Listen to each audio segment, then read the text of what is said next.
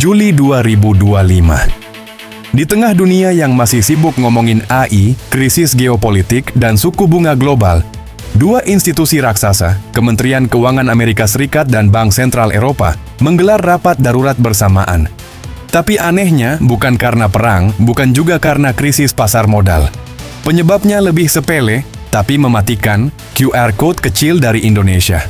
Nama sistemnya, QRIS. Teknologi pembayaran sederhana berbasis QR Code yang lahir di Asia Tenggara, tapi sekarang efeknya menjalar ke seluruh Asia, bahkan Timur Tengah dan Afrika. Dalam waktu singkat, sistem ini jadi ancaman nyata buat dominasi Visa, Mastercard, dan jaringan pembayaran global yang selama ini digawangi Amerika. Ini adalah kisah Sarah Williamson, lulusan terbaik Harvard Business School dan Vice President Divisi Pembayaran Digital Asia Pasifik di Goldman Sachs. Sudah 15 tahun Sarah hidup dan berkarir di jantungnya keuangan dunia, Wall Street. Dia terbiasa melihat Amerika sebagai kiblat inovasi finansial dunia. Tapi di pertengahan 2025, dunia yang dia kenal mulai retak. Sarah pernah menginjakan kaki di Jakarta 10 tahun sebelumnya. Saat itu, kesan pertamanya tentang sistem pembayaran Indonesia cukup menyedihkan. Bandara Soekarno-Hatta penuh dengan uang kertas lusuh. Taksi tidak menerima kartu. Hotel bintang 5 pun punya sistem pembayaran yang sering bermasalah. Hampir semua transaksi berbasis tunai. Dari warung kaki 5 sampai tenan di mal besar pun menolak kartu, dengan alasan biaya admin mahal atau sistem lambat. Sarah menyimpulkan cepat, Indonesia belum siap digital. Sebuah negara yang masih jauh dari revolusi finansial. 10 tahun berlalu. Pada Juni 2025, Sarah mendapat penugasan resmi dari Kementerian Keuangan AS. Dia diminta menyelidiki QRIS, sistem pembayaran Indonesia, yang dianggap memblokir masuknya Visa dan Mastercard. Pejabat ISS menyebutnya diskriminatif terhadap perusahaan Amerika. Sarah tertawa dalam hati. Indonesia yang masih serba tunai itu bikin sistem pembayaran sendiri, pasti buatan pemerintah yang setengah matang. Dia terima tugas itu dengan enteng. Dia pikir ini cuma urusan proteksionisme biasa. Tapi laporan pertama yang ia terima dari tim riset Asia mengguncang semua asumsi awal. Dalam 3 bulan pertama 2025, volume transaksi QRIS menyentuh 62 triliun rupiah, setara sekitar 175 miliar dolar AS. Proyeksi tahunannya tembus 700 miliar dolar. Lebih dari 56 juta pengguna aktif di Indonesia dan 38 juta merchant yang terdaftar, mulai dari warung kopi di gang sempit sampai toko di pusat perbelanjaan. Yang bikin geger adalah peta persebaran. Seluruh negara ASEAN sudah terhubung lewat sistem ini. Jepang dan Tiongkok akan menyusul masuk Agustus. Arab Saudi dan India juga dalam tahap negosiasi. Sistem pembayaran Indonesia bukan lagi lokal, ini sudah regional, bahkan menuju global. Biaya transaksi QRIS cuma 0,7%, jauh lebih murah dibanding Visa Mastercard yang bisa 3-5%. Transaksi lintas negara, QRIS bisa tukar mata uang real-time dengan fee hampir nol. Ini bukan hanya efisiensi, ini ancaman langsung.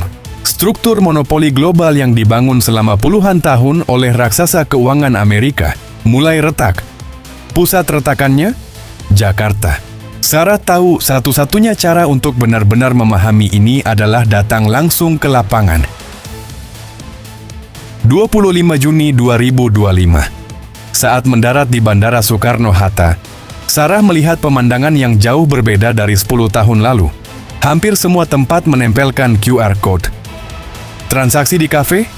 Tinggal scan. Naik taksi? Ada pilihan tunai, kartu, atau QRIS. Semuanya cepat, seamless, tanpa kendala. Hotel tempat dia menginap, yang dulu juga sempat menyulitkan, kini sepenuhnya mendukung pembayaran QRIS. Front office fasih bahasa Inggris. Semua staf tahu bagaimana sistem bekerja. Bahkan satu aplikasi saja cukup untuk seluruh transaksi selama menginap. Sarah sempat ngobrol dengan Budi, staf hotel yang ternyata lulusan London School of Economics. Ia menjelaskan bahwa QRIS bukan cuma sistem pembayaran biasa. Ini bagian dari strategi nasional inklusi keuangan. Dari warung kecil di pinggiran kota hingga supermarket besar, semua sudah bisa terima pembayaran lewat satu aplikasi QR berbasis smartphone. Bahkan pedagang kaki lima tak butuh rekening bank. Cukup HP dan koneksi internet. Transaksi jalan. Besok paginya, Sarah diajak mengunjungi Pasar Menteng oleh Andi Pratama, Direktur Divisi Pembayaran Digital BI, pasar tradisional yang katanya sudah lebih dari 100 tahun berdiri. Yang dilihat Sarah bikin matanya membelalak. Ibu Sari, nenek 70-an tahun penjual mangga, pakai QRIS dengan lancar. Begitu pembeli scan, jumlah uang langsung terinput otomatis. Struk digital keluar, uang langsung masuk ke saldo e-walletnya. Nenek itu bahkan bisa cek omzet harian dari smartphone. Real time. Di warung nasi gudeg, pemilik warung bisa tahu jam ramai, menu favorit pelanggan, dan mengatur jam operasional berdasarkan data penjualan QRIS. Ini bukan cuma soal bayar-bayaran. Ini transformasi manajemen pedagang kecil. Puncak kejutannya datang ketika Sarah melihat keluarga turis Malaysia belanja dengan QRIS juga. Setelah ditanya, ternyata aplikasi keuangan Malaysia sekarang otomatis bisa connect ke sistem Indonesia. Biaya tukar mata uang? Hanya 0,5%, jauh lebih rendah dari sistem konvensional. Semua proses konversi real time, tanpa ribet. Sistem pembayaran ASEAN sudah terintegrasi penuh. Nggak perlu ganti aplikasi, nggak perlu konversi manual, nggak perlu ribet.